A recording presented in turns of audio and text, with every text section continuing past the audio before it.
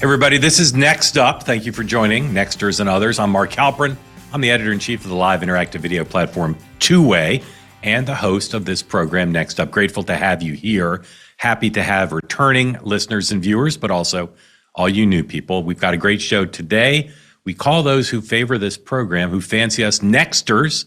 Consider yourself at least an honorary Nexter if you're here. Joining me in a moment, former Democrat Congressman Steve Israel, author of a new book, another novel by Steve Israel. He's one of the keenest minds in the Democratic Party, and we'll talk about his book, but also about what's going on with his party and the country right now. And then a conversation with two other smart people, Ashley Etienne, former senior advisor to Speaker Pelosi, to Vice President Harris, now the CEO of Etienne and Saint.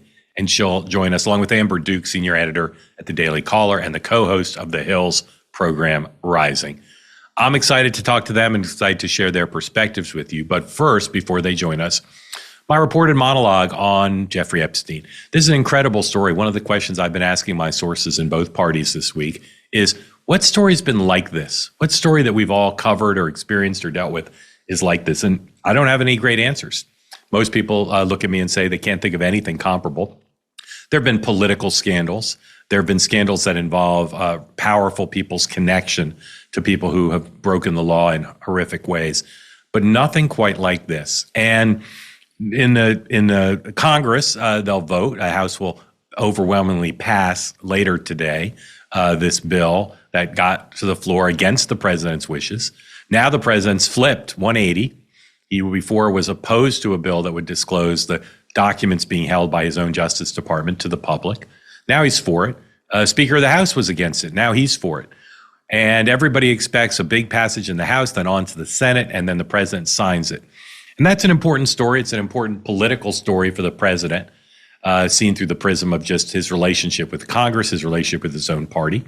It's an important story for the accusers and the victims, and that's sort of just the criminal question of accountability.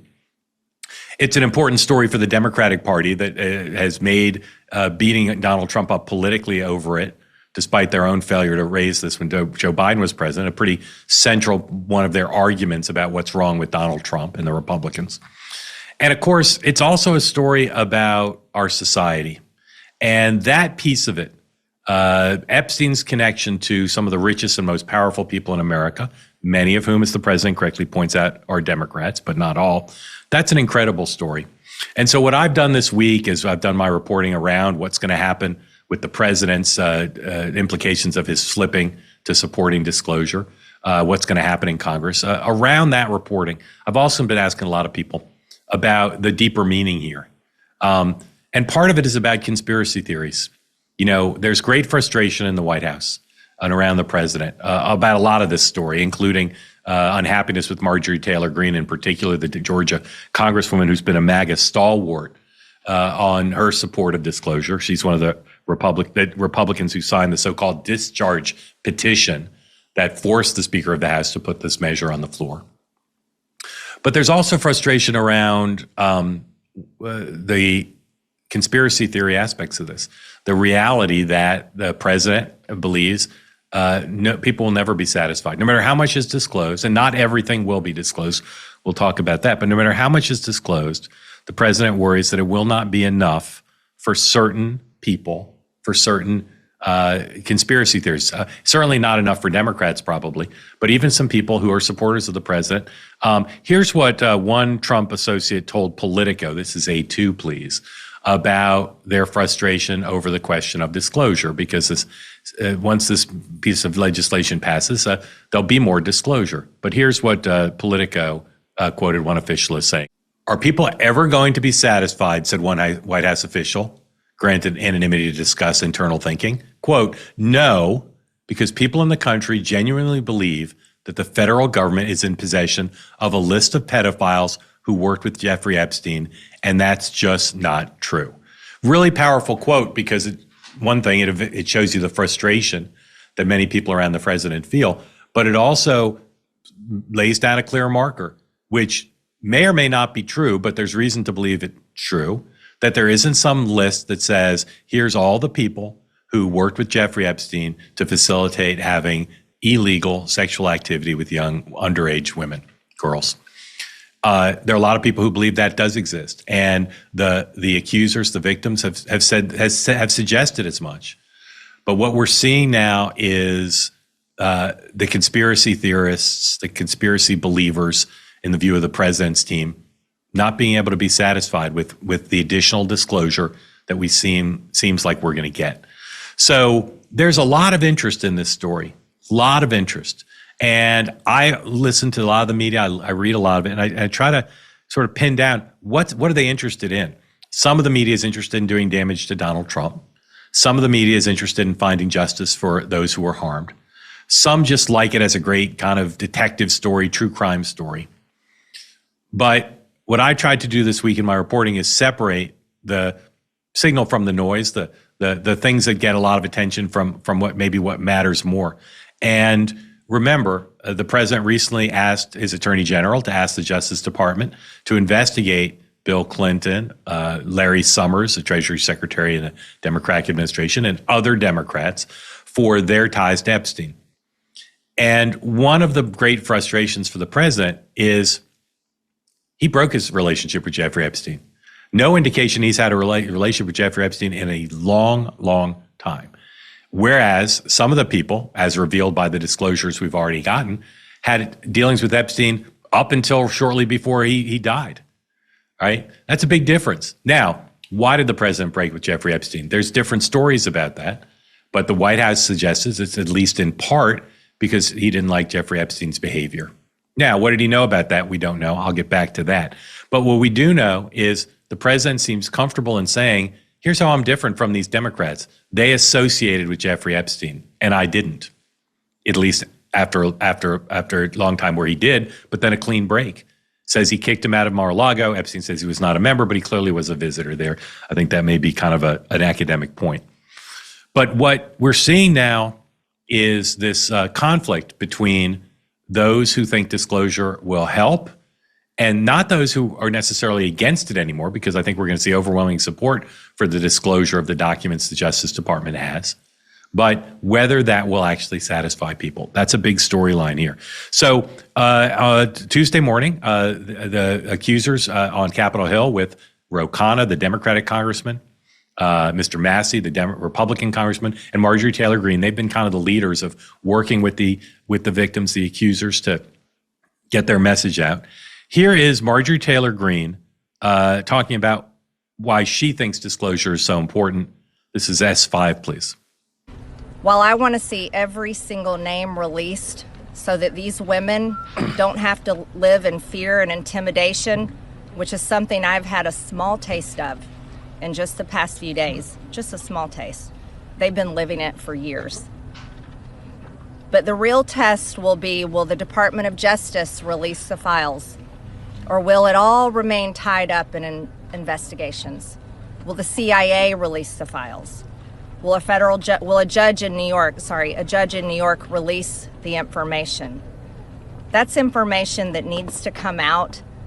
And will the list of names that these women privately hold, and they hold it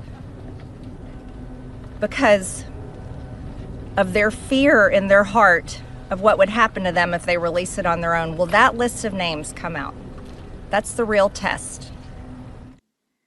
So this list of names, they've said in the past that they know some names that they're not comfortable talking about publicly. Here's the way the Today Show on NBC described the documents that are there to be released and the chances that they will be released. This is S4, please. Okay, so Hallie, the vote's happening today. Any idea at this point what might even be in the rest of the files?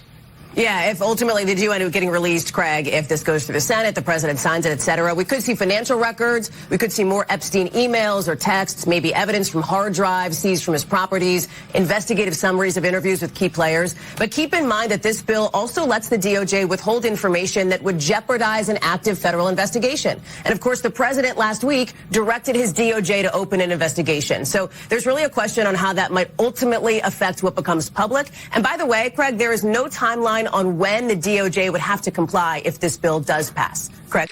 Okay, so we don't know when this disclosure is going to take place. We don't know what it will be. We know it's going to be a lot. We know that the government has an enormous amount of FBI interviews, data from Epstein that wasn't part of the first release. And whenever that comes out, whether it's in stages or all at once, it's going to be an enormous amount of material, and it's going to dominate the news. And it's going to raise questions about redactions, what's not released, because some stuff to protect victims, to protect investigations won't be released, and that's going to cause questions. The president remains super frustrated about this because he doesn't want the number of days that are going to be taken up by this conversation to blot out his attempts to talk about what he wants to do, what he's already done that he wants credit for. Here is a very frustrated Donald Trump on Monday of this week talking about why this story bothers him so much. S2, please. What I just don't want Epstein to do is detract from the great success of the Republican Party, including the fact that the Democrats are totally blamed for the shutdown. You know, they cost our country hundreds of billions of dollars with that, and a lot of inconvenience. So I'm for any. I don't. They can do whatever they want. We'll give them everything. Sure, I would. Let the Senate look at it. Let anybody look at it. But don't talk about it too much because, honestly, I don't want to take it away from us. It's really a Democrat problem. The Democrats were Epstein's friends, all of them. And it's a hoax. The whole thing is a hoax.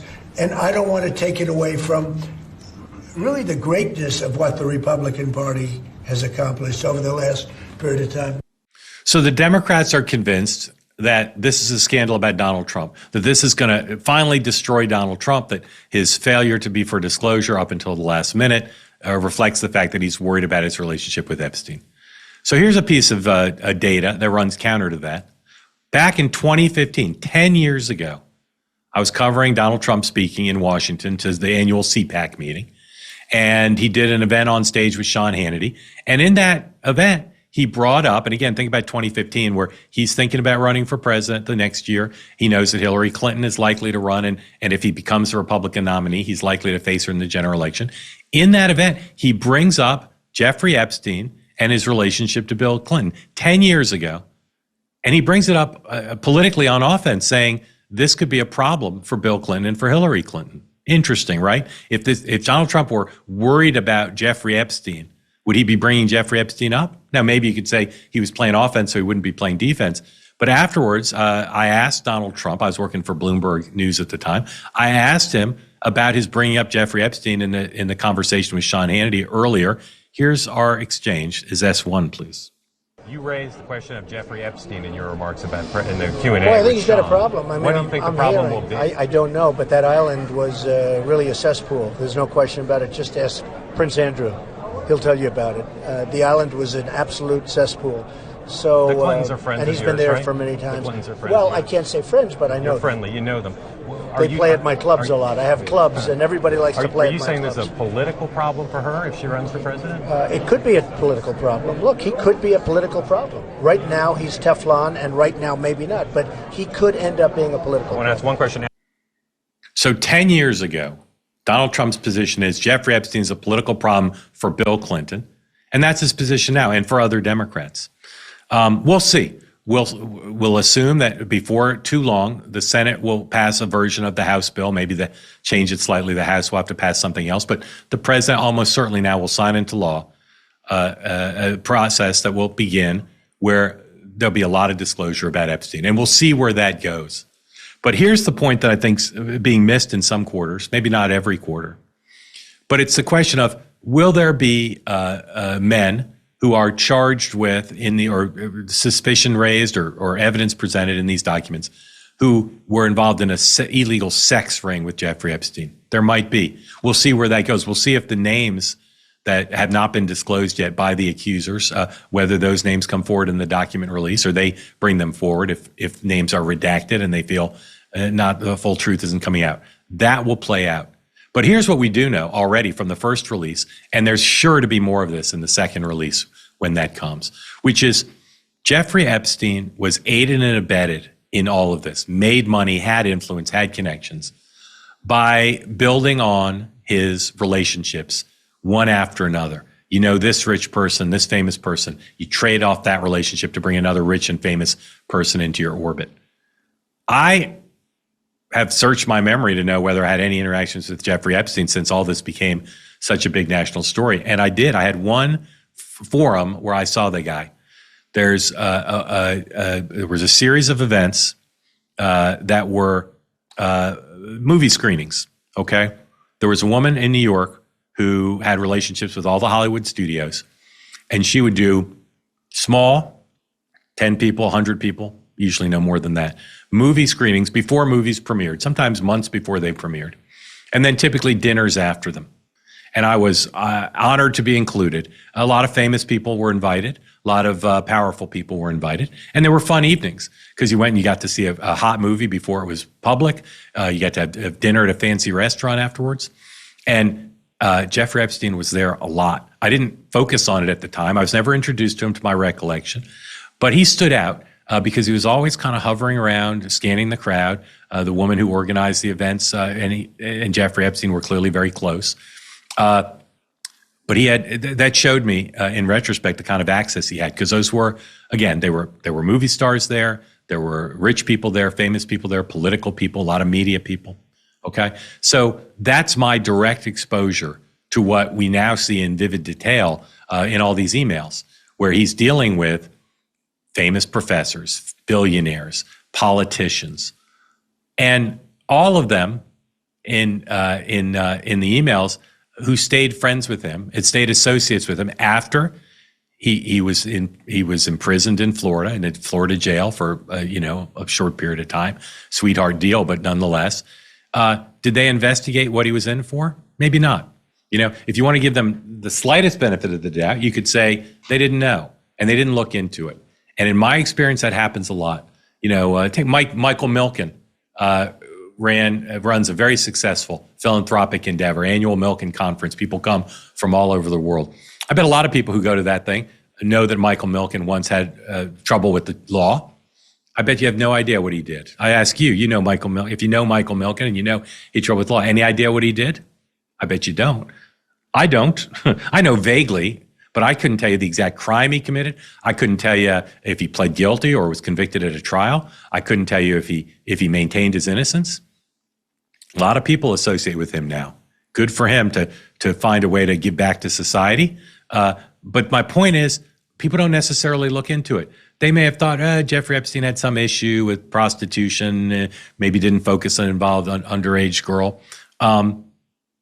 This is the story that I think is animating so much of the anger, so much of the demand for disclosure, fueling, in some cases, I would say inappropriately and adverse to the public interest, the conspiracy theories.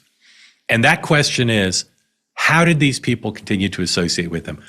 Some up until he was found dead in his prison cell, okay?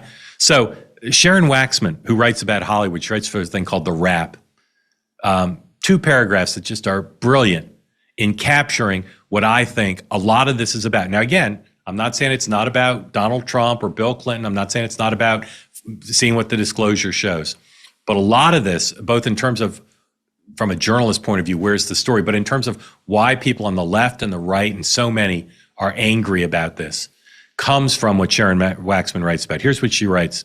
She says, so often journalists like myself attempt to demonstrate to family members and voters in the far reaches of the country, away from the centers of power and money, that their conspiracies are false, that politicians are flawed, but that corruption is not the norm. It isn't how we all operate. I have the same experience as Sharon Waxman. People will say to me, isn't it all just corrupt? Aren't all these rich people just out protecting their powerful friends together?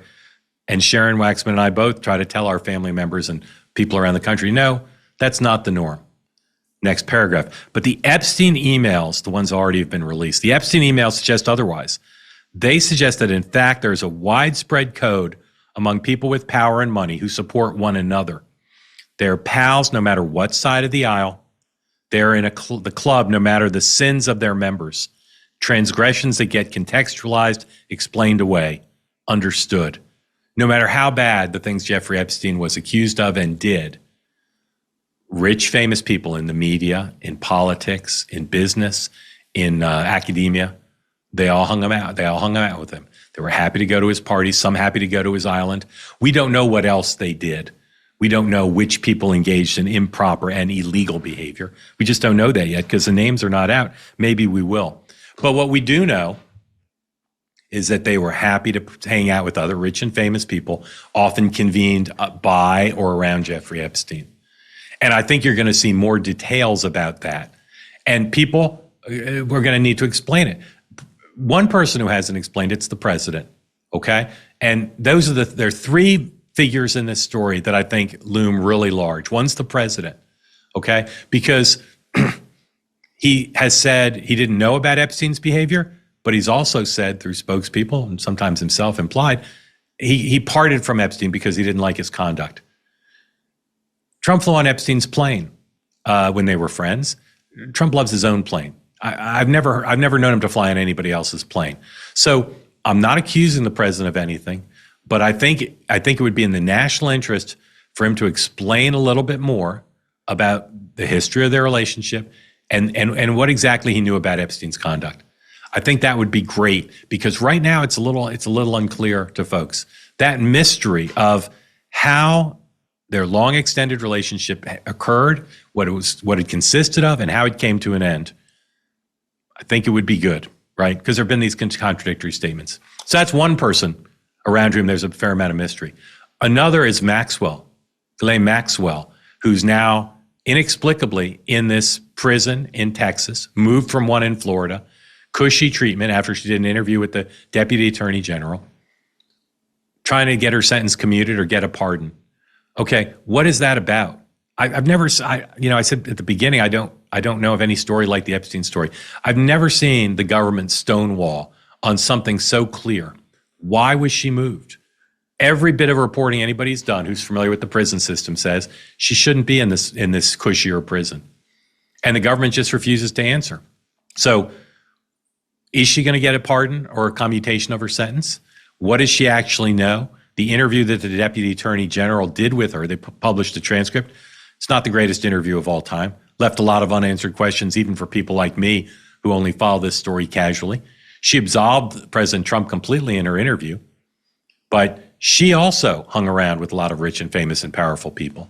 And what is up with her? Because she clearly wants to get out of prison, even though she's in this cushier prison. So there's the Trump mysteries of the relationship. There's the Maxwell mysteries of what's going to happen with her. And then there's the Epstein mystery. Dead men tell no tales, but this man's been telling a lot. We've already seen a lot of his emails. We're about to see more of his records, maybe more emails. The first set came from the Epstein organization, but there's going to be more stuff about him. So we're going to learn a lot more about Jeffrey Epstein. But one thing that I'll cop to, because as you can tell, I'm not a huge believer in conspiracy theories, but here's something I believe. Very skeptical the man killed himself for a variety of reasons, based on people I know who knew Jeffrey Epstein, based on the circumstances in the prison the night he was found dead, the fact that the people who were supposed to be monitoring him didn't, and again, I'm about to engage in the stuff I criticize in others. Have you ever heard of a case of somebody caught in the act of committing suicide and stopped? Have you ever heard of that? I'm sure it's happened, but I've never heard of it. Epstein, if the guards had been on guard, they should have walked in and stopped him. They should have seen him on the video monitor and stopped him. They didn't. Now, they chalk it up to they were shopping and sleeping and all this stuff. Just doesn't make sense to me. In addition, I still don't understand why he was in the cell by himself. There's a whole bunch of other things. My point is, even though the government has said definitively Epstein killed himself, I'm skeptical. And what I like to see is when newspapers, the Wall Street Journal, New York Post in particular, do this, they don't say he died by suicide or he committed suicide. They said he was found dead, and they could say it was ruled a suicide. There are people who know Epstein well, including his family, who don't think it was. And I'm just certain that needs more investigation. I'm open to believing that he committed suicide, but I'm certain it needs more investigation. Those three mysteries: Trump's relationship with Epstein, how it ran, how it ended, and why. Maxwell's circumstances. What does she know? How does she think she's going to get out? Is she going to get out of prison? Why she's in this cushy prison? And then the question of Epstein's suicide, alleged suicide. Those to me are massive mysteries that don't get covered much these days. And they're unlikely to get covered much as we wait for this disclosure. And when the disclosure comes, people wade through it. But what I want for America is clarity. I want the conspiracy theorists to meet their match. I want them to get what they need to say, okay, this is what happened. The circle of elites around Jeffrey Epstein, some of them already, some soon, will get their comeuppance. And they'll have to answer to their friends and their families, their employers, to their God. Why did they continue to associate with them? And perhaps the answers to some is, I didn't really look into what he did. Or I looked into it, but he served his jail time. Or if they're being honest, he gave me access to power. But they should all account for it. They should all account for it. But what the country needs, and President Trump wants this, and he's right to want it, what the country needs is to put this to rest. Put this to rest. We cannot go into another year and beyond where America doesn't know what happened. Who did what? Who needs to be held accountable? Who knew what? Who can explain their behavior? Who can't? Let's put it all out. Let's get it resolved, because that's what the victims need. That's what our politicians, including the president, needs. That's what America needs. We can't be a nation that chases conspiracy theories forever, right? So let's put out the information that can be put out. Let's explain what can't be put out. Let's have the president give a full accounting. Let's find out how Epstein died. And let's figure out what's happening to Maxwell. Let's do all that. Because if we don't, it'll spawn more conspiracies, more distrust in government. And the elites who do have responsibility here, they should all ask themselves, what are they doing now that's comparable? Maybe not exactly the same, because Epstein was a unique monster. But what are they doing now that's comparable? What are they doing now that's fostering in Bernie Sanders supporters and MAGA, people all over the country, tens of millions of us, a fundamental belief that the elites are corrupt and that they protect themselves? And you know why they have that fundamental belief? Because they saw it happen here. They saw it happen here. All right. Thank you for listening to that. I'm grateful to you. I want to hear what you think about what I said. Email me your thoughts on today's reported monologue. Send me an email, nextuphalperin@gmail.com. Would love to hear from you. And of course, would love for you to subscribe to Next Up on our YouTube channel so you can watch the full episodes and get exclusive bonus content there from the show whenever it's posted. Just go to youtube.com/@nextuphalperin to sign up. Share it with your friends too. Also, you can listen to the program if you're not able to watch it because you're on the go. Subscribe to my program, Next Up with Mark Halperin, wherever you get your podcasts. Make sure you have the downloads turned on. That way you'll be the first to get all the reports when the program goes live every Tuesday and Thursday, only here on Next Up. All right, we'll take a quick break. And when we come back, former Congressman Steve Israel, author of The Einstein Conspiracy and one of the smartest thinkers in the Democratic Party, will join us. Steve Israel is next up. Ask yourself right now, are you being lied to? Wall Street insists the only way to have enough money to retire is to put your whole life savings into a 401k or an IRA and then roll the dice with it into the Wall Street casino. But if that were true, why do studies show the average American following that advice will outlive their savings by a staggering 10 years? And even the man who invented the 401k says it's a monster that should be destroyed. It's time to get the truth and discover a better way to grow and protect your money. Bank on Yourself is the proven retirement plan alternative banks and Wall Street desperately hope you never hear about.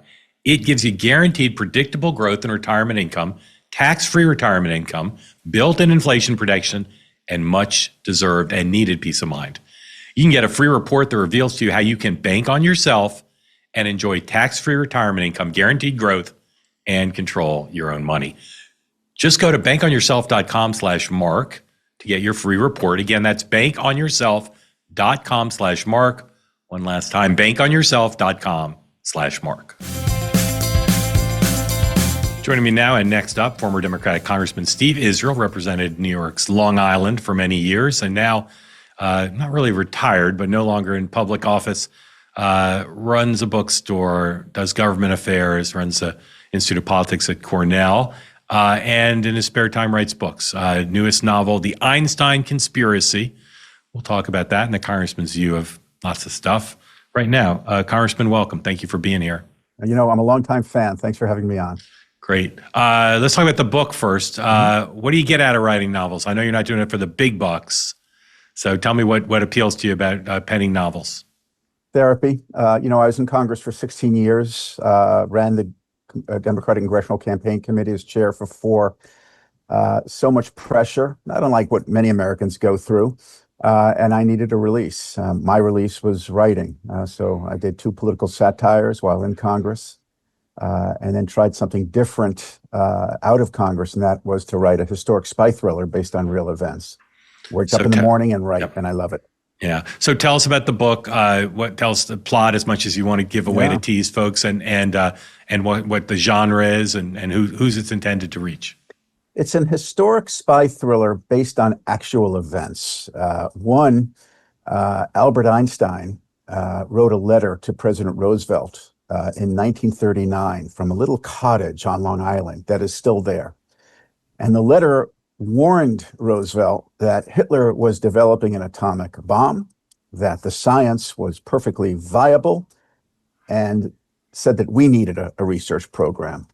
At the same time, we know that the Nazis tried on several occasions to do harm to Einstein, to assassinate him. And so I conflate those 2 events in a spy thriller about the Nazis trying to pursue Einstein in America while he's trying to warn FDR. And I've got 2 FBI agents who are trying to protect Einstein, and an uncanny sociopath Nazi spy operative who's trying to abduct Einstein in New York at the same time. What kind of guy was Einstein? He's very much a caricature. It's a great question. Einstein is very much a caricature. People think he's the smartest person on earth, but at the same time, the absent-minded professor. He was a little bit of both. But the thing I love most about writing this book was getting to learn about him. I read Walter Isaacson's biography, read everything I could about Einstein. He was a very conflicted guy. For most of his life, he was a pacifist. And now he flees Nazi Germany, and he sees the shadows of Nazism reaching America. And he's challenged by his own pacifism and has to decide, do I want to become involved in advocating for the creation of an atom bomb on the American side, which could destroy an entire continent in Europe? Very much conflicted, and I take readers through those internal conflicts. I love the cover. Tell people about the cover shot and why you chose it.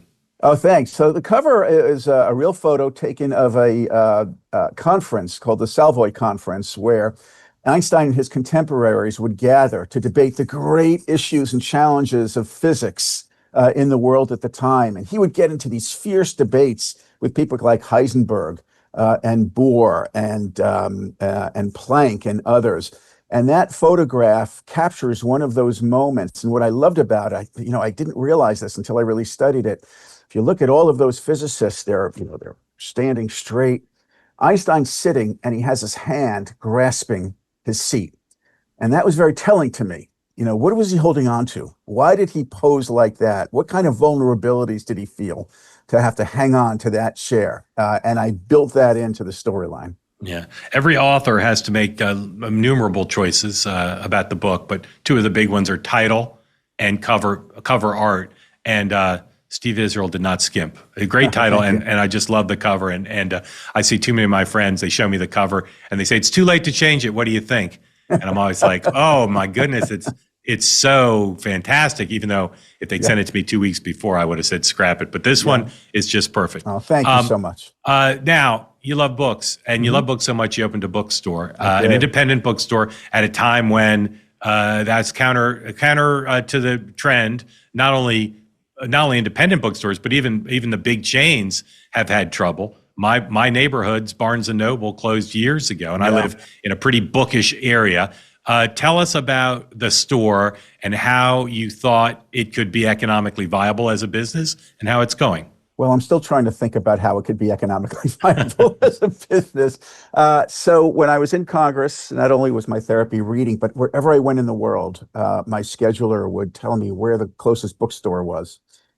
You haven't shopped for books until you've done it in Kabul, Afghanistan, to the sound of distant mortar fire. But those places were my sanctuaries. It's where I could decompress. When I left Congress, I decided that I wanted to own a bookstore. I moved back to Oyster Bay, Long Island, which is where Theodore Roosevelt lived and died, read and wrote 7,000 volumes on his shelves, even today. And I was walking past a vacant storefront as COVID was lifting, and I went home to my wife and I said, I think I want to own a bookstore in that place. She said, what do you know about running a bookstore? I said, well, what did I know about running for Congress? But, we'll figure it out. It's been open for going on 5 years. It's the greatest thing I've ever done, and that includes going to Congress. I love it. There's no anger. People come in not to scream, but to just talk about a book. There's no finger pointing unless they're scrolling a page. It's become a wonderful, wonderful place. Yeah. If you love books, and even if you don't live on Long Island, so you can't go to the physical store, sign up to get the emails. I get them all. I open them all. I read almost every one. And they're just this. If you love books, you love the culture of books, and you want to be part of a book community, get the newsletter. It's free. Where can people sign up for that, Steve? Theodoresbooks.com. Yeah. And I'm glad you mentioned that word community, because that's what we are. It is a community. And that's what I love most about it. Yeah. It's on my bucket list to come out there to get to the store. But I feel like I've been there because I read the newsletter and I get such a great sense of community around it. All right. Again, Einstein Conspiracy, ideal holiday gift, right? Yes, absolutely. For the reader who loves a historical mystery. All right. Your friend Chuck Schumer. It's fair for me to call him your friend, right? Mm-hmm. You've known him a long time. Were you in the Quite house? A long time. Were you in the house together? No, he was already a senator by the time you got there. That's okay. Right. How would you appraise how his political fortunes are going? A lot of people are being critical of him on the left. Even some people on the right have not been so critical to talk that he won't run for re-election and the AOC may primary him. How would you just appraise how he's doing as the leader of the Democratic Party in the Senate and one of the leaders of the party nationally? I have watched and served with leaders in both the House and the Senate, and I don't think people understand the different pressures that bear on them uniquely. Chuck Schumer has multiple constituencies. Number one, he has his constituents in New York, and New York is a very challenging electorate right now. Number two, he's got his constituency among Democratic senators. They choose the leader, and so he's got to make sure that he's serving them. Number three, he's got his constituency among Democratic donors, and he's got to be responsive to them. Number four, he's got constituency among candidates, people who are thinking about running for the Senate as Democrats, and people like John Ossoff, who has a very challenging race. So he's got to protect his incumbents.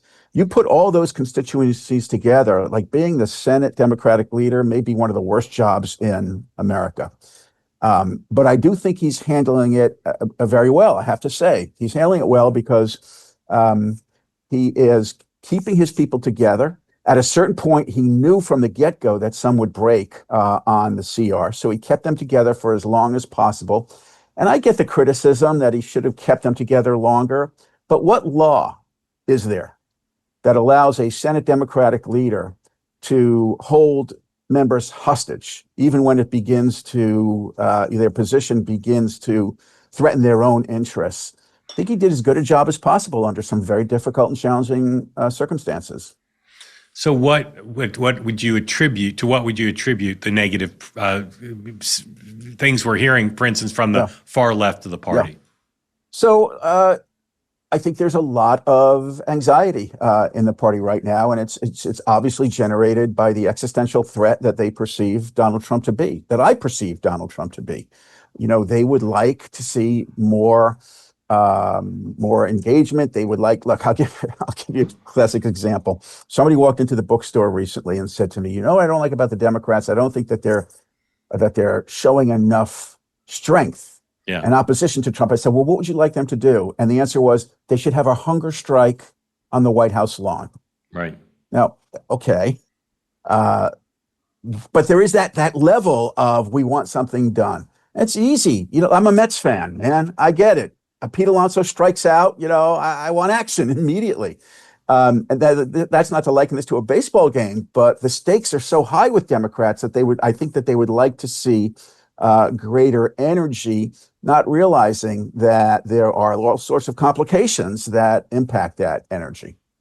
Let's talk about one of my favorite topics, because I like to own the space. 2028 in your party's presidential nomination. Yeah. Here's a resolved. Rahm Emanuel is a strong candidate for the Democratic nomination for president. Discuss. Seconded and affirmed. And full disclosure, I'm working very closely with him. I talked to him twice yesterday, so I may not be the most objective person. Okay. Are you open? Are you open? You two serve together, and we're very like-minded about how to win and keep the majority. So I knew you'd be a fan, and his middle name is the same as your last name. That's exactly right. Yeah. Are you supporting him, or are you just helping anybody who asks these days? I am. Well, right now he's not running technically for president, so there's nobody to support. If Rahm runs, are you going to be for him? Yes. Okay. I appreciate the forthrightness, because most people I ask that question of about anybody says it's too soon. So good to know. So make the case. Why? Because I'm sure you confront what I do. I know Rahm pretty well too. And I can make the argument that he'll be a strong candidate. But then there are people you and I know who dismiss it out of hand. Yeah. So make the case why Rahm Emanuel would be a strong candidate, not just for the general election, and I'm sure you think he'd be a great president, but make the case of how he wins the nomination in a party that's moved far to his left in a lot of ways. Two very simple propositions. First, he's talking about issues that resonate in battleground states. He's talking about the collapse of the American dream. He's talking about the fact that if you're under 35, your chances of owning a home are about 12%. Your parents, when they were under 35, the chances of them owning a home was over 50%. He's talking about the exorbitant costs that Americans are facing every day. He's talking about issues that resonate at kitchen tables where it matters in terms of an electoral path in Pennsylvania, in Wisconsin, in Michigan, in Arizona, in North Carolina, elsewhere. And secondly, and more Democrats need to be focused on those issues. Yeah. It's proven by the victories of Abigail Spanberger in Virginia and Mikey Sherrill in New Jersey. And secondly, look, I worked very closely with him. When he was the chair of DCCC, I was his chief recruiter. This guy just knows how to win. Yeah. This guy pulls wins out of a hat. And we Democrats who all agree that Donald Trump is an existential threat, we need somebody who just knows how to win on those issues. And he's it. Do you confront skepticism as I do about this? Oh, sure. Yeah. And what do the skeptics say? Some of the arguments I find offensive, frankly, which is, can a Jewish guy win? Can a Jewish guy with the name Israel and his middle name win? Yeah. So I just think that's a disqualified argument, quite honestly. Yeah. Some say he's too far to the right. Others say that there are others who may play better on a presidential stage. Look, I'll just take somebody who's demonstrated the ability to win. What about the one I probably hear the most, which is in his governorship as mayor of Chicago, he pissed off too many people on the left, and that his record there will not allow him to survive a nomination fight. What do you say about that? Well, that's what nomination fights are for. And so he's going to talk about his record, how he lifted people out of poverty in Chicago, how he created more affordability and accessibility to better educations, how he figured out how to make the city run better. There's always going to be somebody who's going to disagree with him tactically, but I think the guy has a real record to speak to. And look, is he going to satisfy everybody on the far left? No, but aren't we learning that in order to win elections, you can't be too far out on the left unless you're a Mondami in New York City, which is a different electorate? Yeah. How well do you know Gavin Newsom? I don't know him at all, other than to say hello to him in a crowded room and for him to say hello back. Okay. I'll give you a thing, and you tell me yes or no. You think it's true about Gavin Newsom. Okay? Yeah, just yes or no. Go ahead. Successful governor. Yes. Phony. No. Clear frontrunner currently for your party's nomination. Yes. Vulnerable on his record in California in the nomination fight. Don't know. I don't know those vulnerabilities because I haven't studied his record as much as you might have. Okay. clearly will be, if he does run, one of the top 3 fundraisers amongst Democratic candidates. To be seen. To be seen. Assume Okay. so, but Yeah. to be seen. Yeah. Who would you put in the top tier currently? Can I just say one thing on that? Of course. As you know, one of the horrible flaws in fundraising in elections is you can know 3 or 4 billionaires, and that puts you in the top 3 right now because the laws have been dismantled. Yeah. Have you and Rahm talked about Ari running a super PAC? We have not. You probably should. No, my recommendation. Probably should. I'll tell you who said so. Who would you make in the top tier of your party's nominees right now, today? Not predicting, but who are the candidates you would say these are the most likely of our nominees? Well, certainly Newsom, because he's been so visible. Hey, look, he's dominated the field, and nobody has put themselves at that level yet. The question is it sustainable? If it is, then he's got a pretty good path.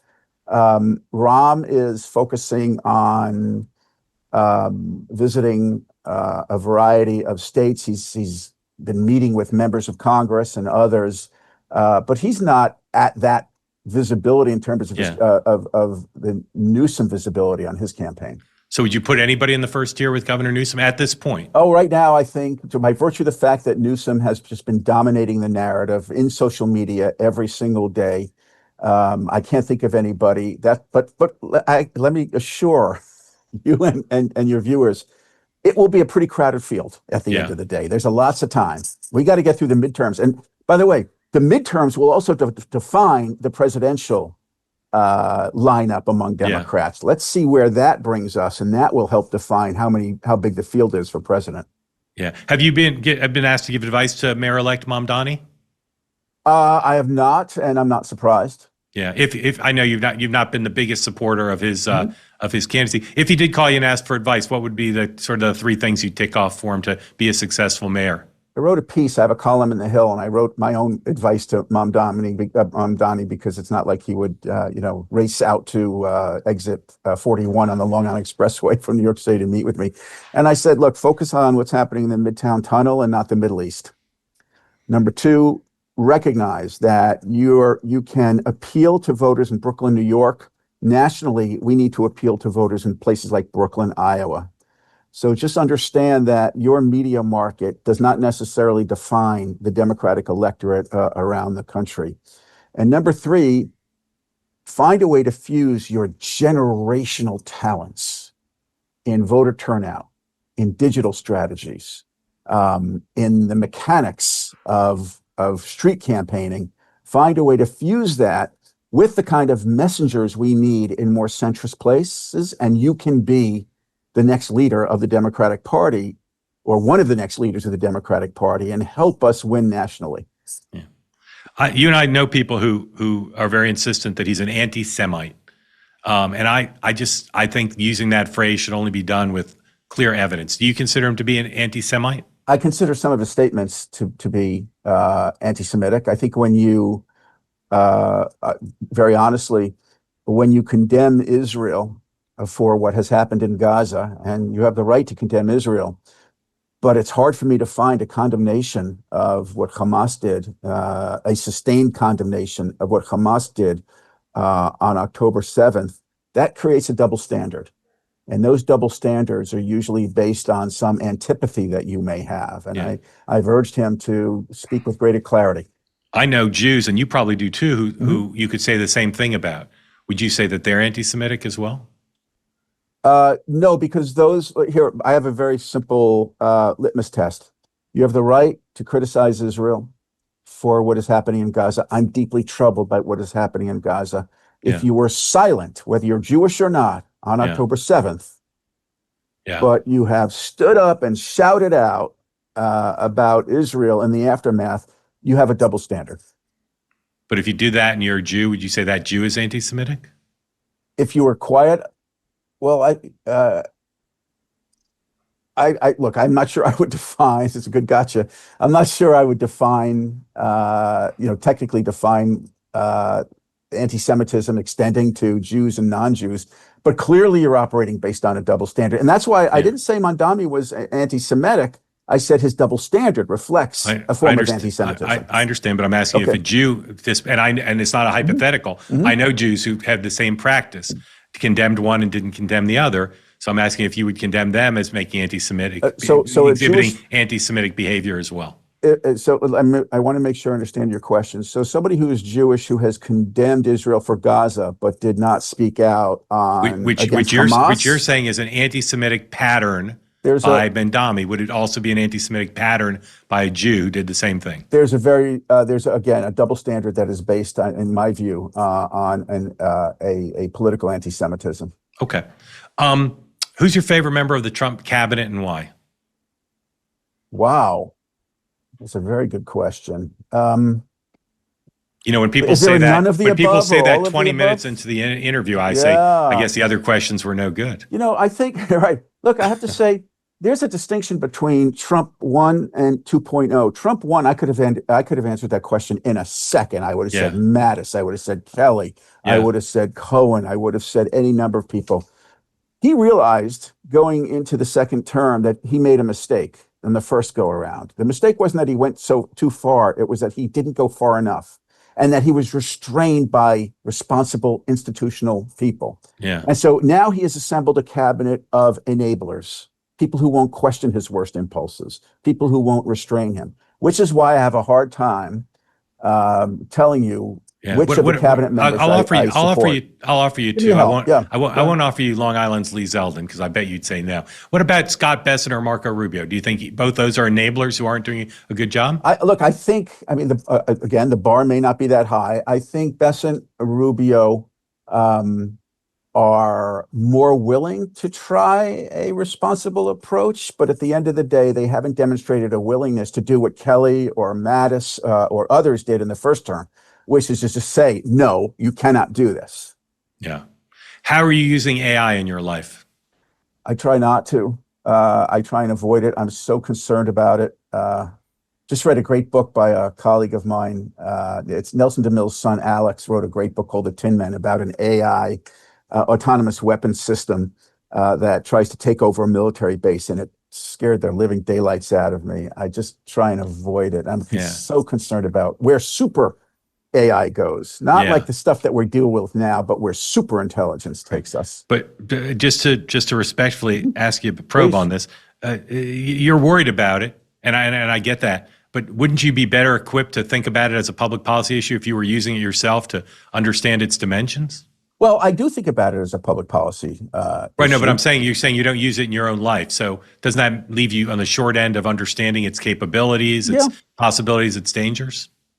It's a fair argument. I get my information. I actually read fairly deeply on AI, talk to people in the field. And full disclosure, I'm a member of a board of a not-for-profit, unpaid, that's trying to deal with some AI issues. And so, those filters are on me. But it is a fair argument that maybe I should subject myself to it. Well, actually, I am subjected to it. You can't avoid being subjected to it, right? Whether you like it or not, know it or not. Yeah. All right. I'll come out of Long Island. I'll visit the store. I'll give you an AI seminar, and we'll go get some tacos because there's good tacos pizza, out there. Pizza, Long Island pizza. Maybe there's some good tacos, but there's pizza good and tacos bagels. everywhere. Okay, pizza and bagels. The book is a third novel, right? It's your third novel? Third, yes. Einstein Conspiracy. It's a historical thriller, and you'll love the portrait of Einstein. Fascinating and an incredible moment in American history, and don't miss the cover. Steve Israel, former New York congressman, and now owner of a bookstore. Incredible country we live in. Congressman, thank you. Very grateful to you. Happy holidays. Thank you so much. Happy holidays. Thank you. All right, next up, a conversation about everything Epstein and free speech issues, also healthcare. Ashley Etchen, former senior advisor to Vice President Harris and Speaker Pelosi, as well as Amber Duke of the Daily Caller and a co-host of The Hills Rising. That's next up. Attention all American homeowners, you need to listen to this. The FBI has been warning about a type of real estate fraud. It's on the rise. It's called title theft, and your equity is the target. Here's how this works. Criminals forge your signature on a single document, then use a fake notary stamp and file it with the county. And just like that, on record, they own your home. Using your ownership, they can take out loans against your equity and even sell your property. And you won't know about any of this until foreclosure or collection notices show up in your mailbox. That's why I've partnered with Home Title Lock so you can protect your equity and find out today if you're already a victim. Use my promo code MARK at HometitleLock.com. You'll get a free title history report and a free trial of their $1 million triple lock protection. That's 24/7 monitoring of your title records, urgent alerts to any changes. And if fraud does occur, their U.S.-based restoration team will spend up to $1 million to fix it. Don't be a victim. Protect your equity today. That's HometitleLock.com. Promo code MARK. Again, HometitleLock.com. Promo code MARK. All right, next up and joining me now, two very smart people to talk about what's going on. First, Ashley Etienne, former senior advisor to the Vice President of the United States, Kamala Harris, and also the former Speaker of the House, Nancy Pelosi, as well as others. Currently the CEO of her own cool shop, Etienne and Saint, and Amber Duke, senior editor of the Daily Caller and the co-host of The Hills Are Rising. Ladies, welcome. Thank you for being here. Thanks Mark. For having us. Let's start with Epstein, who I talked about earlier in the program, and the gap between elites and real people in the country. Ashley, how would you describe how elites see this story versus real people? Well, I mean, I can tell you, real people, for the most part, it feels like are less concerned about this. I mean, it's clearly an issue that bubbled out of the MAGA base. This was, conspiracy theory now that has gone wrong.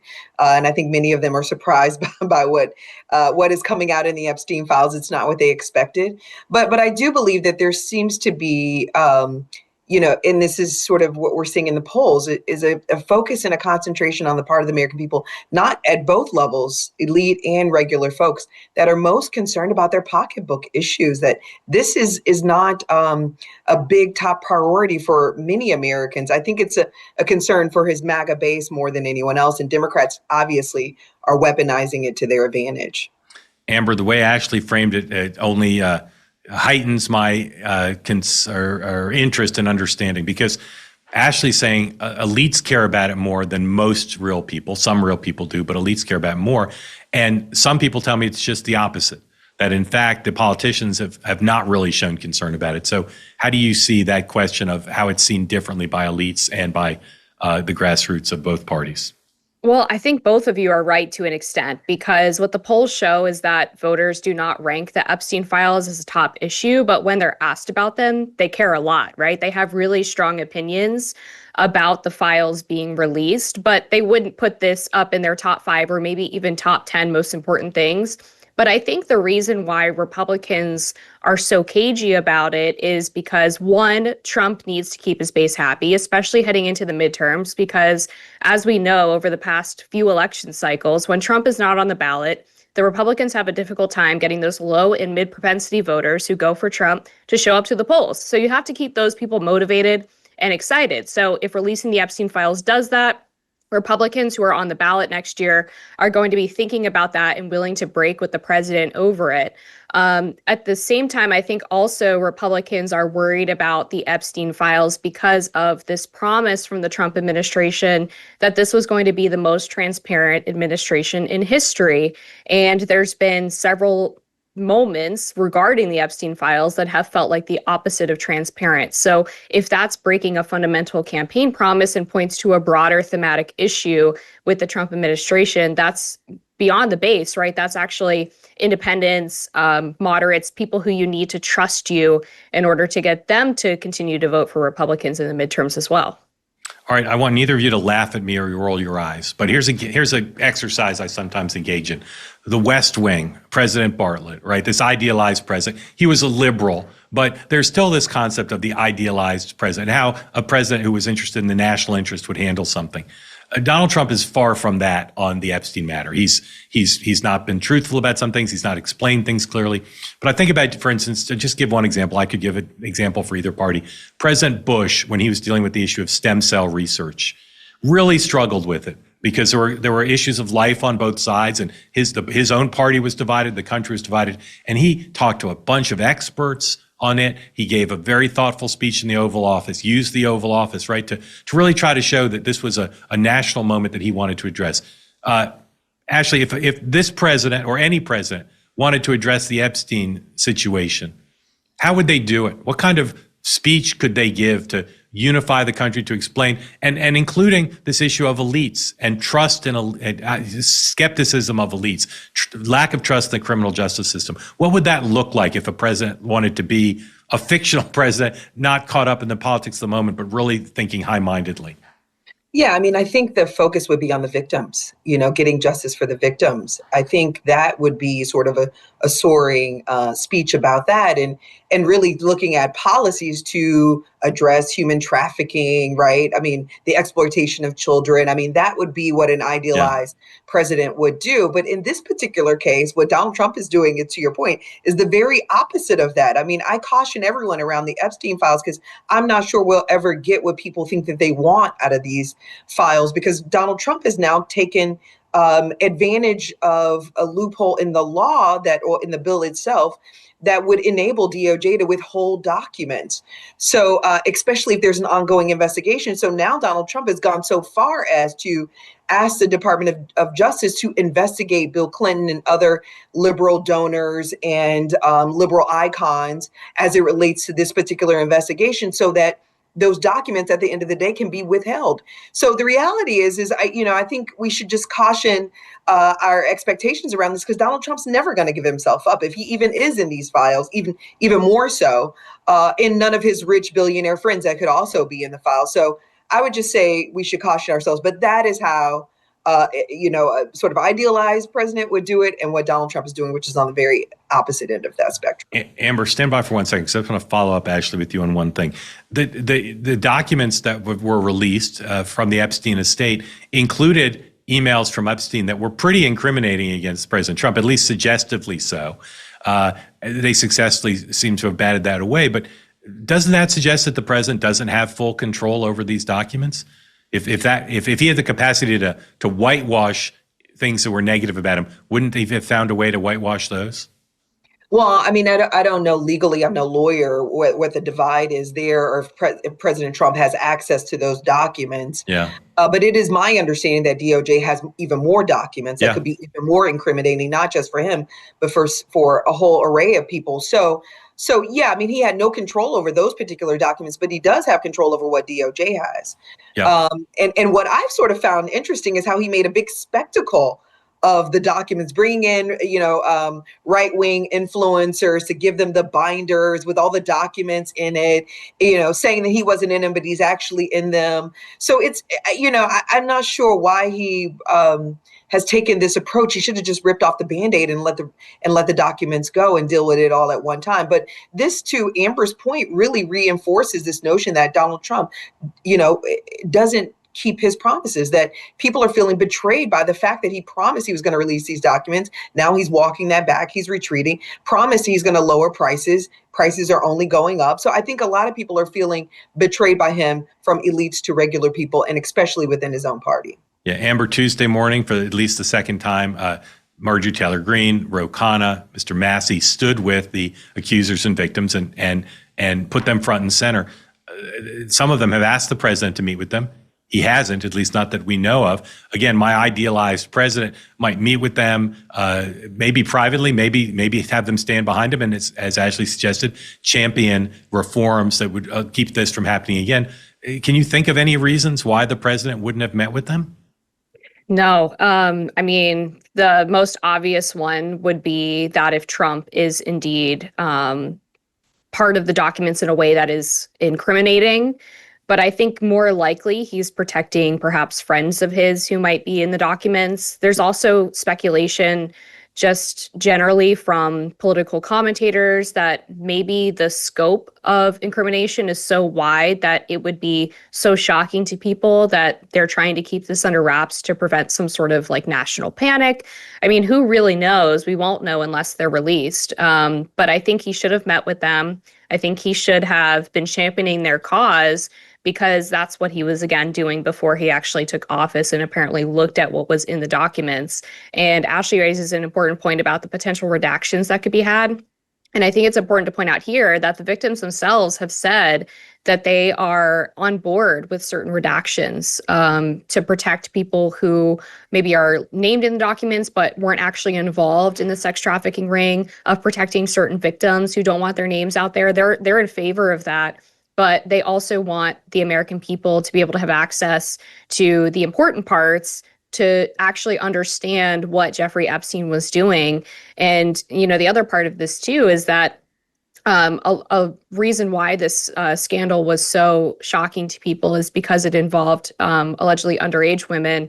There's also women who were of age who were trafficked as well. And I think those victims kind of get lost in the larger conversation about this, and their stories are just as valid. Yeah, very good. Very, very well said. A couple points and then we'll move on. Do either of you think, I'll just take yes, no, or maybe. Did Jeffrey Epstein commit suicide? Yes, no, or maybe? I mean, I can't even get into it. I think it matters less whether or not he committed suicide. If what's in these documents is true, well, but if somebody killed him, that would matter, right? It would. I mean, to contribute to the conspiracy theory and, who's behind it all and who's trying to silence the victims in the documents, all of that. But I mean, it's not something, honestly, Mark, something I've ever thought about. Okay. Amber, yes, no, maybe. I give it a maybe, and I'll explain why. The idea that this is a guy, and you see this more in his emails, he's almost sort of childlike himself in the way that he is very arrogant, and he clearly enjoys this certain kind of lifestyle where he's like a high-flying guy who has connections with all of these wealthy, important people, and he can get all of these women, and he can do whatever he wants with them. Going from that to rotting in a prison cell, I don't think it's a far stretch to say that he would do that act.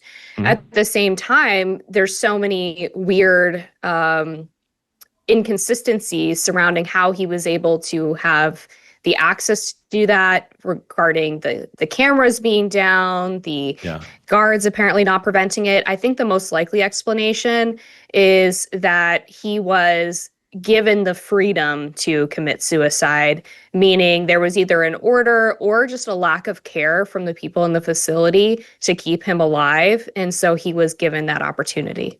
Amber, you're so level-headed. You caught me on a rare day, Mark. Yeah, all right. That was very level-headed.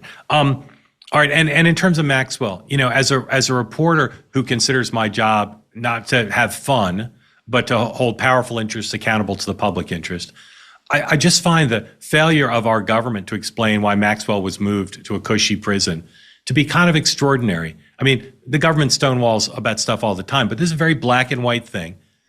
Someone who was convicted of horrible crimes is given cushy treatment in a very high-profile case. And I'm just wondering if you share my frustration, and what does this say about the system that she can get away? The government can get away with doing this with no accountability, no explanation for the public. Amber. Yeah, I think it's a huge miscarriage of justice. And Todd Blanche, of course, went in and had this long interview with her, this hours-long interview, where it was suggested that she was going to actually give names of the co-conspirators, if you will, of people who had actually participated in the sex trafficking ring. And then none of that information was ever released publicly. And yet Ghislaine still got this special treatment to go to this low security female prison. If there is a trade involved, if there's a quid pro quo, then I think the American public deserves access to what was traded from Ghislaine. But how could it be, to stay with you for a second, how could it be that they don't have to answer? What's wrong with the system? Well, there's so much lack of trust in institutions and media for a long time. I mean, really 2 decades, that I think it's easier for government officials to get away with this kind of thing because people don't trust who's asking the questions. Yeah, that includes me. Ashley, does this bother you as much as it bothers me? Yeah, I mean, but it's this whole issue is just, I find very icky as a mother of a young daughter. It makes me very uncomfortable that we have a president of the United States that is trying to sweep this thing under the rug, is is executing a cover up and a pressure campaign to keep these documents hidden and out of the plain sight of the American public. It also bothers me even more so that he's sort of taken over the Department of Justice. There is no division. I've worked in 2 White Houses now. He owns the Department of Justice. I mean, and so you look at what he's done with the January 6th, people who perpetuated January 6th, those who tried to cheat the 2016 and 2020 elections, letting them off. I mean, all of it is just disgusting. And to quote Amber, is just a miscarriage of justice on so many different fronts. I mean, this particular issue is an important issue, but it's isolated in that it affects, it's a number of women. It's regrettable, but even bigger issues like the sanctity of our democracy and what it means. I mean, the president's just abusing his power to game the system to his advantage. And I just think that it's something that all of the American people should be concerned about, not just as it relates to the Epstein files, but as it relates to even bigger, broader issues like the principles of our nation. Well said. All right. Talk about healthcare. It seems like we're in a moment now where the Democrats would like to reform the Affordable Care Act, and the Republicans are kind of admitting they're not trying to repeal it. They want to fix it, to reform it, whatever word you want to use. And it seems, to be realistic, we're not going to get some comprehensive, global, massive piece of legislation. But there's some smaller fixes that need to be done to make the system work better, to make more affordable for those who are covered by it. Big challenge, because that's going to require bicameral, bipartisan cooperation. And for the Democrats, that means cooperating with Donald Trump. And for the House Republicans, that means cooperating with Chuck Schumer and Hakeem Jeffries. So, Ashley, you've got great experience in these dynamics. If the president said, Ashley, I want to collaborate with you to get a bipartisan, bicameral, medium-sized health care bill done, what would be the building blocks? Not in terms of the policy, but in terms of the process to get people comfortable trusting each other to make that happen? Well, I mean, I think where you have to start is get a common boogeyman. I think that's what really creates, or a common problem that we all agree needs to be solved. But a common boogeyman always sort of brings the two parties together. And I think the president sort of laid it out. He talked about the insurance companies. When I was on one of your other shows, an expert said, we don't have a healthcare problem. We've got an insurance company problem. And I think that's an opportunity that Democrats should take the president up on. I think, and I was talking to Chuck Schumer about this not too long ago. I think my concern is that the Republicans' messaging around ACA has become crystallized. I mean, in a way that I've never seen it before. Plus, we've never had to defend ACA from a defensive posture. So my point is Democrats should not fall into sort of our typical pattern, which is to defend ACA and say, what people are experiencing is not true, or point the finger and say it's really the Republicans' fault. I think we should take the president up on his offer to address the insurance companies. I mean, I think that's something that everybody, the general public, could agree with and get behind. But the real question is not whether we want to actually fix this problem. For me, it gets back to a little bit of what Amber said. Going into the midterm, everyone's trying to gin up their base. And so, MAGA Republicans love nothing more than to hate Obama. So the question is whether or not they want to fix anything related to Obamacare, because then that would neutralize it as a weapon going into the midterm election. So that's my real concern. But my advice to my party is don't fight the Republicans on this. Go with them. If they want to address insurance companies, let's go along with that path and see if we can make this fix happen. Now, would you throw the pharmaceutical companies in there too? They're a pretty good villain as well. I mean, yes, absolutely. I mean, definitely. I mean, especially if you could get Republicans on board, which seems like that's possible. But yeah, I mean, absolutely. Yeah, Amber, you think that's a plausible path to say we're going to team up against big pharma and big insurance? To an extent. I mean, there's the new right, as we call it, which has this more populist bent, which is interested in rooting out, corporate cronyism and the idea that big corporations get a pass on all of their bad behavior because they're raising the GDP. So you see that among people like Marjorie Taylor Greene, like Josh Hawley. So I think there is a potential pact to be made there, but there is still sort of this lingering, aggressively Puritan free market part of the Republican Party that will be more difficult to get on board. I mean, the Republicans' key issue on healthcare has always been that they don't have a comprehensive comprehensive plan on what they want to do with it, right? And this is going back to the first Trump administration, even outside of when they were trying to get rid of Obamacare or do the real repeal and replace. There were a group of think tanks, conservative think tanks in the DC area who decided to team up and collaborate on trying to get a comprehensive healthcare reform package together for the president to use. And that sort of disappeared after 2018, 2019. Nobody talked about it anymore. And now you have Republicans split on either extending the subsidies from Obamacare, getting rid of them, replacing it entirely. There's just not a clear vision from the party about what to do about it. I do think I'll disagree with Ashley a little bit on this one point about Obama and Obamacare kind of being the boogeyman, because and the reason I say that is because a lot of the people who flipped from blue to red to vote for Donald Trump in 2016 were those union members. Their healthcare was grandfathered in under Obamacare. So the people that are really impacted by this that are part of the Republican base are basically non-union, lower middle class folks, which is a sort of smaller, maybe less important piece of the party in terms of Trump's base. Obviously still matters, but I don't think Obamacare is the looming boogeyman that it really was maybe like 10, 15 years ago for the GOP.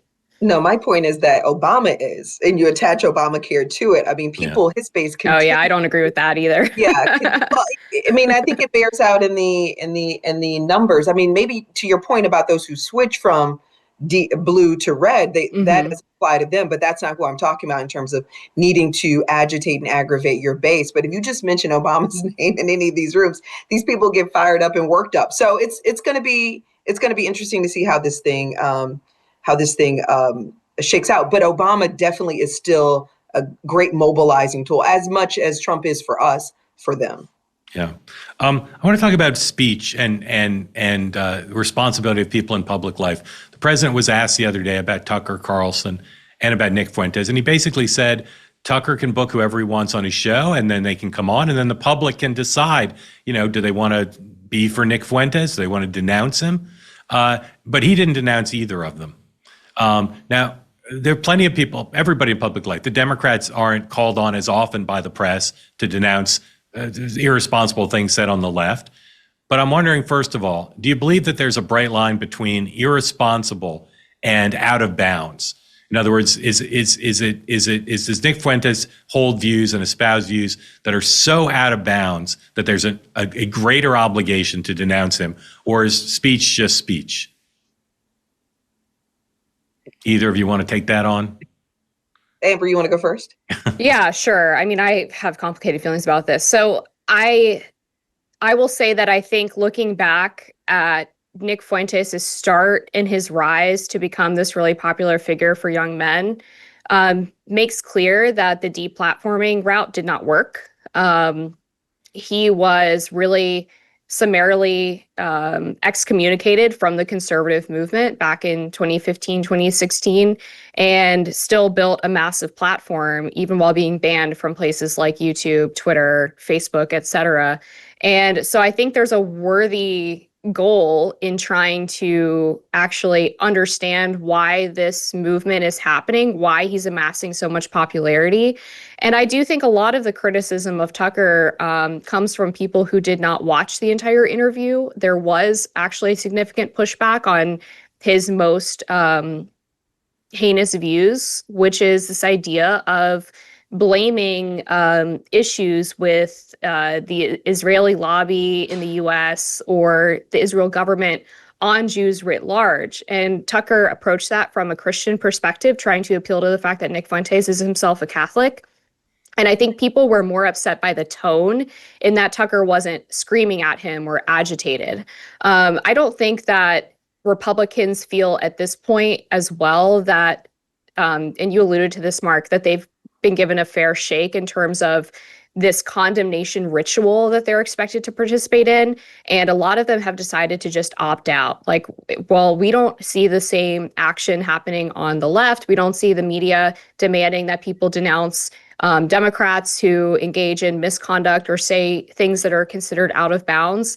And so we don't feel like we have to participate in that either. It's basically like suicide of our own party if we do. Right. And so we're just going to step away. Yeah, very, very well said. And there's no doubt that I think that characterizes, for instance, what the vice president feels, although he has on occasion denounced. Ashley, do you see a bright line between, pro-Nazi sentiments versus, rude things or things that are just short of that? Or is it all just speech and you either condemn it or you don't? Well, personally, I definitely see a bright line between the two. I think, there is speech that, the problem I have is with speech that that promotes, antagonizes, engenders violence, and perpetuates a system that is set up to otherize people, to discriminate against people, to continue to foster a level of hate within our country. The reason why is because I'm affected by it every day of my life. Of course. There's no doubts about it. I had one of my neighbors when I first moved into my house knock on my door and say, this used to be a great neighborhood. And by the way, you can't get a house under $750,000 in my neighborhood. It used to be a great neighborhood until they started to put up these Black Lives Matter signs. So, people feel threatened by, there's consequence to speech. And so that's where I sort of draw the line, which is people process these things in different ways, and it creates problems for the very fabric of our nation, who we say we are as a nation, all of these systems that run our country. And, I'm not surprised at what Donald Trump said. Given his own history, you could go back down to his announcement when he came down the escalator and called Mexicans rapists. So, this is absolutely no surprise, but it's disheartening. It's scary. It's sad. It makes people like me incredibly emotional, and question, where is our place in this nation, especially when you have a president that really is fomenting and not denouncing such hateful speech. And again, I think, you ask people, there's a clear correlation between even the events that have been perpetuated against our president, his two attempts, right? If you go and look at the source of those particular problems there, it's because people are being inundated with all of this hate speech that is just counterproductive to who we are as a nation. So it's scary, scary, dark times, and especially when you have a president who doesn't stand up against this stuff. All right. Holiday season approaches, and I don't want to end on scary, dark times necessarily, even though I take your point and really touched by the way you described your neighborhood. That's a horrible thing to have to deal with. I'm sorry you do. Not surprised, unfortunately. What's going right in America? What's something you'd like to single out that's currently going right and gives you optimism and hope? Amber? This is going to be controversial. I think the mass deportations are going really well. I'm happy that the Trump administration is taking that seriously. On the flip side, his comments this week and last week about the H-1B visas and how we don't have talented people in America, I thought was a slap in the face to American workers and so many people who have left the workforce entirely because they can't find good work. So far, I think the numbers on the mass deportations have been good and in line with what was promised on the campaign trail. Ashley, what's something you see optimistic in the country right now? Yeah, I think the president's in an all-out retreat. You look at Epstein, healthcare, tariffs, redistricting. Hopefully he's reading the tea leaves. Hopefully there'll be a recalibration to a more reasonable posture, one that's more unifying, one that's more forward-looking for the nation, one that's rooted in a vision of us progressing as a nation and being able to compete in the world.